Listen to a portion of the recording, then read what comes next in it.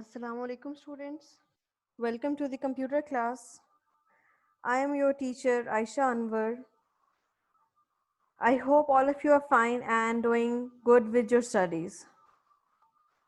Today we will start new chapter from our book, which is Arrays in C++. In this chapter we will learn about a new dimension, which is arrays. Previously you are not familiar with this word. The students who have studied computer science in class 10th, they are also not familiar with this term. This is a very new concept for all of you, so you have to be very careful and you have to be very attentive in order to learn this new concept.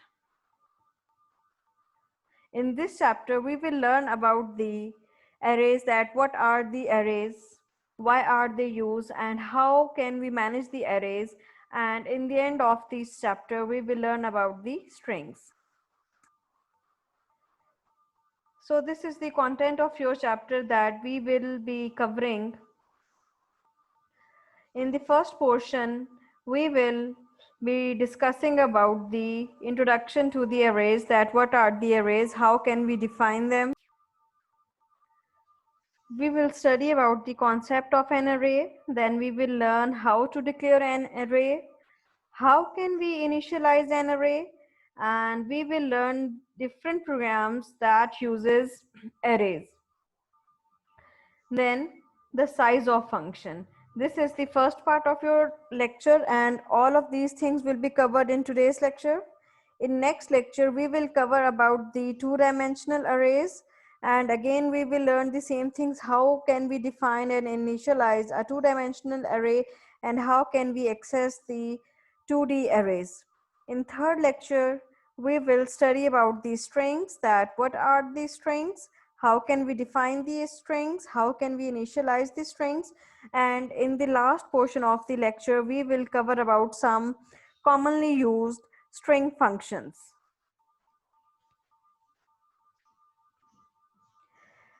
Let's begin our today's lecture with the concept of array. Basically, array allow programmers to use single variable name to represent a collection of same type of data. Up till now, we have studied many important concepts of C++, and we have declared many variables in them, like for example, we have declared variables like int a.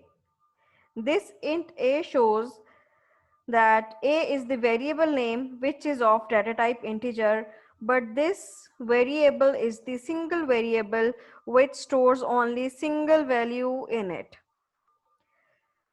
In programming, this facility is available to use a single name to store more than one values, and those values should be of same data type.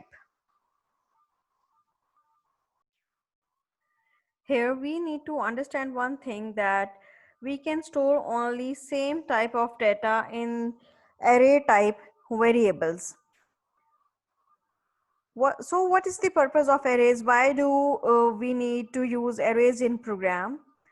Basically, arrays are used to reduce the program size, and it provides an easy way of handling a long list of numbers or strings that makes computer programming much simpler and easier for the programmer.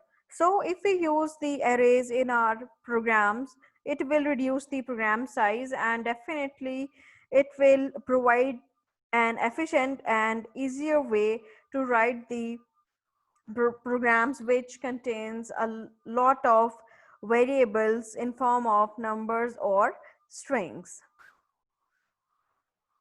Basically, there are two types of arrays, 1D array and 2D arrays. 1D array means one-dimensional arrays, and 2D array means two-dimensional arrays. In today's lecture, we will learn about only 1D arrays. So here is the definition of array. Array is basically the collection of same type of elements stored in our contiguous or the consecutive memory locations. Please note that array consists of contiguous or consecutive memory locations and each cell represents an element of array. First element of array is always at the 0 index. You will learn this concept with the help of pictures in upcoming slides. Here is the diagrammatic representation of an array. You can see these different blocks are present over here. These blocks are numbered and those numbers are known as the indexes. 0 is always the first index of the array, then 1, 2, 3, 4, 5 and so on depending upon the size of the array. So the array which is represented in this diagram is of length 10. It has 10 locations. It can store 10 values in it and its index starting from the 0 and the last index will be 9, and you can refer them one by one. For example, this is the fifth index or the fifth element of an array. This is the seventh index or the seventh element of an array. In this way, we can represent an array, and array is used to store the variables at consecutive or continuous memory locations. For example, when we declare an array of size 10, it will store 10 consecutive memory locations. Program will look for the 10 consecutive spaces available, and those consecutive 10 spaces will be fixed to store the 10 variables. Here we need to keep in mind that an array can only store same type of data. If we declare an array with the length 10, so all of those 10 elements should be of same data type. That can be either int, float or character like this. We cannot store integer and floating type values in a same array. That will be wrong. Here are some more representations of array so that you can understand the concept of array in much better way. Here let's discuss the first diagram over here. You can see the size of first array is 5. 1, 2, 3, 4 and 5. So size of array is 5. Its first index will be 0 and last index will be 4. So on the second index we have a value which is 12. On the first index we have the value stored, that is 54, and in the same way at the last index, that is index 4, we have stored the value 99. These are known as the array values and these are the array indices. Now come towards the second diagram. Here the same concept is represented. Here you can see that again this is array of size 5. Array size is 5. So this is the first index starting from the 0 and ends with the index 4. And these are the values of the arrays like 78, 91, 202, 7 and 19. These are the array values. Here there is a new concept. You can see a new representation, that is A double R and within square bracket 0 is written.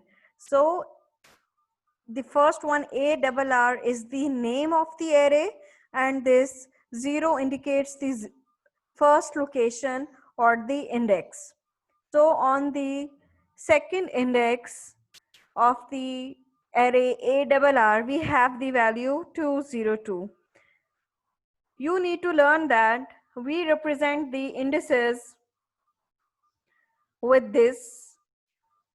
First, we mention the name of the array, and then within square bracket, we write down the specific number of the index on which we want to store the value or on which we want to read the value.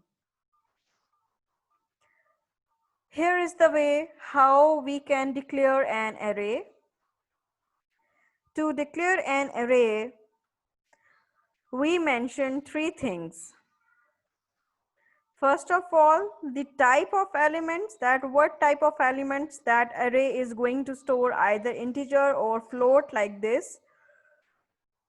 Then we mention the name of the array, and in the end we mention the number of elements, that how many elements will be stored in an array. For example, int is the type of elements, that this array is going to store only integer data type. ARR is the name of array, and within square brackets 7 is written, which means that this array can store 7 values. So first index of this array will be ARR 0. This will be the first index of the array, and last index of this array will be ARR within square bracket 6. So that will be the last index of this array. If you count from 0 to 6, you will be able to understand that total 7 values or 7 elements can be stored in this array. Name of array can be anything according to the rules of naming the variables. You have to follow those rules here to name the array.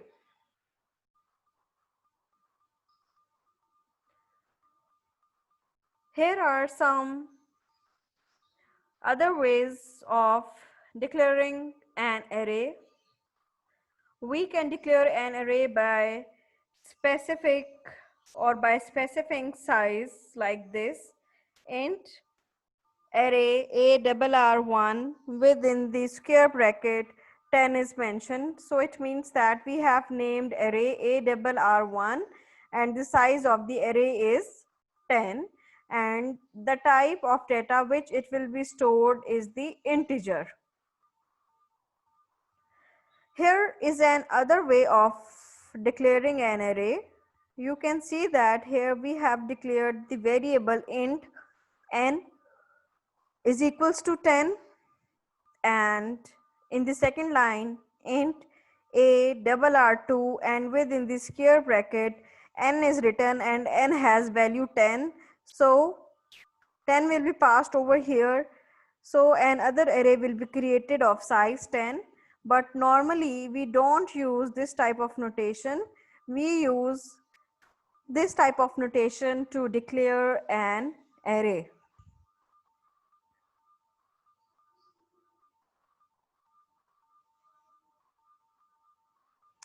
Here is another method to declare an initialize array. You can declare an array like this. First of all, you mention the type of elements that are to be stored in array. Then you mention the name of a array. Then you simply type the square brackets but empty square brackets. Now you are putting the equal sign over here. Then using the curly brackets we are mentioned the elements as 10, 20, 30 and 40. When this statement is compiled and executed, compiler will create an array of size 4 because there are 4 elements, that is 10, 20, 30 and 40. As we have not mentioned size over here, so compiler will look after the number of elements. The number of elements are 4, so it will create the array of size 4 and the array will be created. We can also declare the same array as we have discussed in this line like this.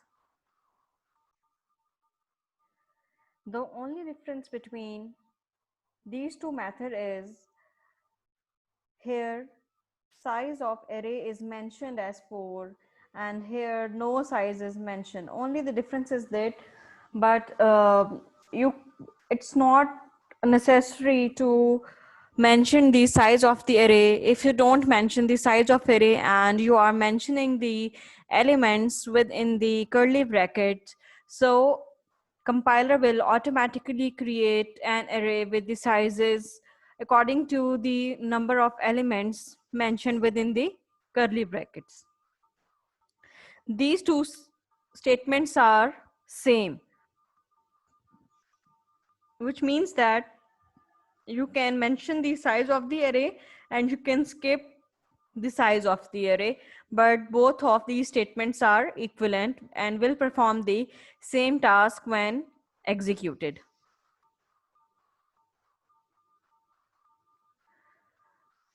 Here is another example of declaring an array. Here we have declared an array of data type int. ARR is the name of the variable or the name of the array. 6 is the size of the array, which is mentioned within the square bracket after the name of the array, and within curly bracket we have mentioned the list of the elements to be stored in an array: 10, 20, 30 and 40. So what will happen when the statement is executed? Compiler creates an array of size 6 and initializes first 4 elements as 10, 20, 30 and 40, and the rest of the 2 elements will be saved as 0. So this statement is equal to this statement: int ARR, then square brackets, empty square brackets, and within curly brackets list of elements as 10, 20, 30, 40, 0 and 0. Here you need to notice a minor difference. Here we have not mentioned the size within the square bracket, so that's why we have to mention these 2 zeros in the end to create the array of size 6. But in the first statement, the size of array is mentioned over here as 6, and we have not mentioned the last 2 elements which are 0 over here. So both of these statements are equal. So these are the different ways in which we can declare in an array. Let's go through them again so that you will understand them in a clear way. The first one is int a within square bracket 3, which means that we have declared an array of named a and the size of the array is 3, and these are the elements: 2192, 451, and 1, 3, 9, 1, 8 are the elements of the array. And usually we use this method of array declaration in our C++ programs. In second way, we have declared an array int a within square bracket 3, and we have also mentioned the elements of the array as 1, 2 and 3. So first element is 1, then second element is 2 and third element is 3. Here is another method to declare an array. This is the same method with the different example. Int a within square bracket 3, so it means we are creating an array of named a size 3, and obviously the data type is integer, and within curly brackets 1 comma 1 comma 1. So these are the elements. 1, again second element is again 1, and similarly third element is again 1. Here is the third method, int a within square bracket 3, and you can see we have used the empty curly bracket over here.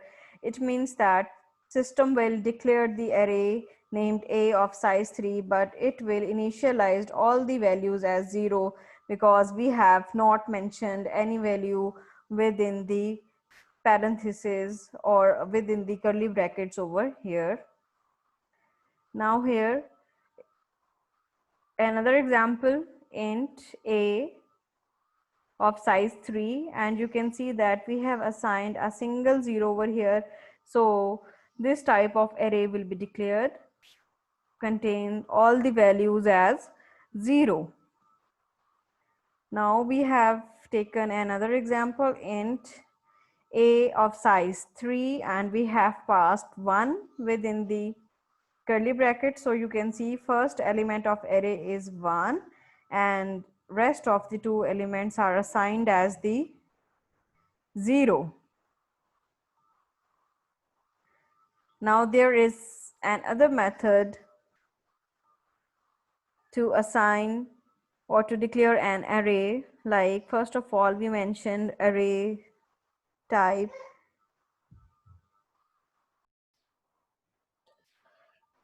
In this way you can also declare an array, and there is a last method of declaring array, which is by using the pointers like int and asterisk a. This asterisk shows that this is a pointer, and you will study pointers in chapter number 7. So then you will be able to understand the concept of pointers. Now here is the initialization of an array, that how can we declare and initialize an array.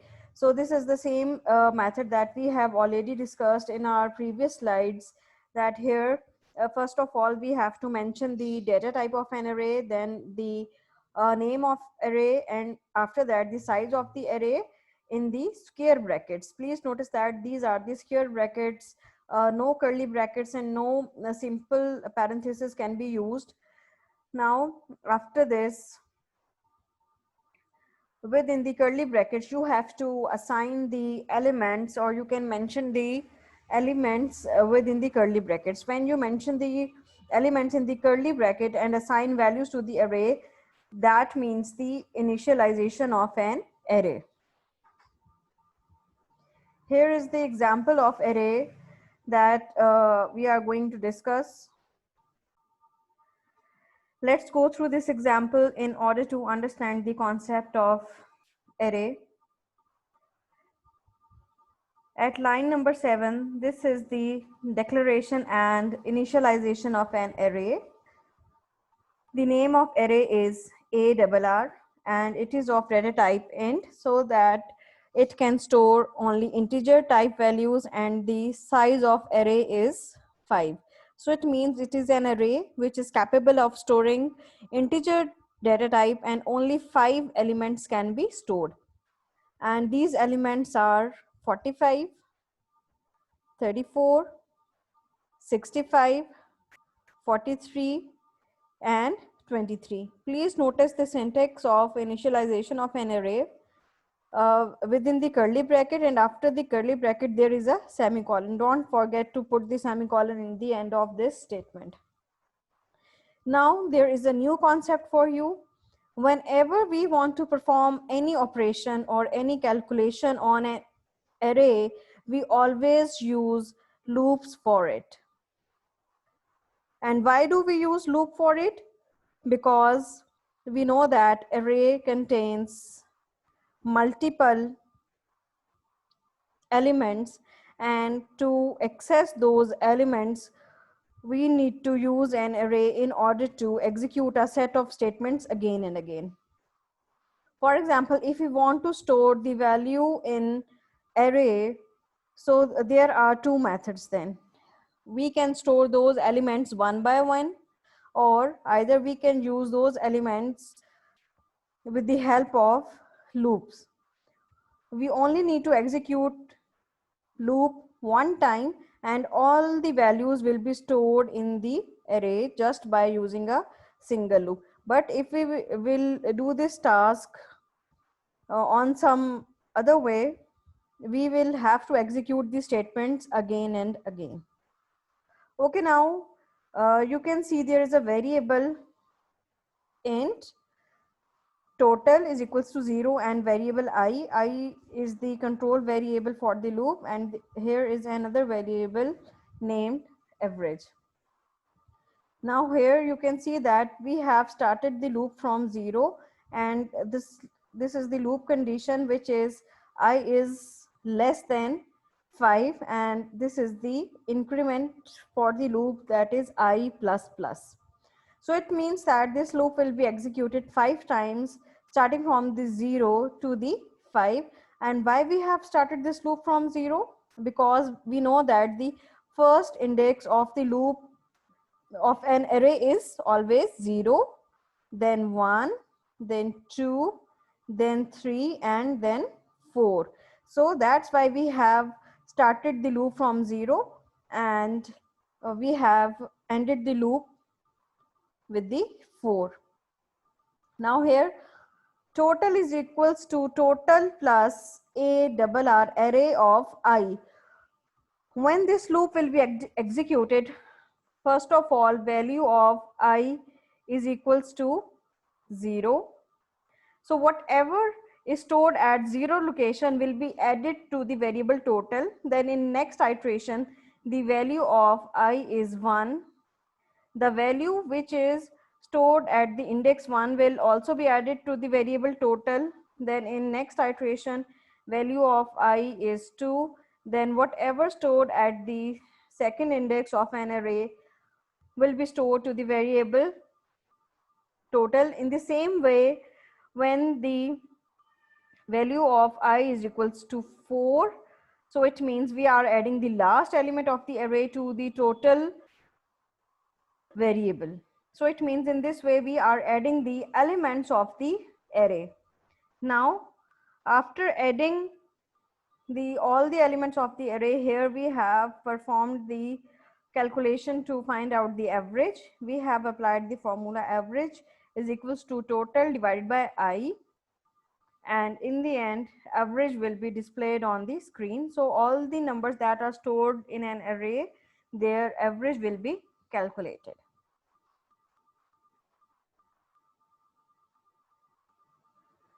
So here is your today's task. This is a very simple task. You have to initialize an array of size 15 with the name even underscore ARR, and you have to assign first 15 even numbers in this array. That's all for today. If you are having any queries and confusion, you can ask me. Have a good day. Thank you.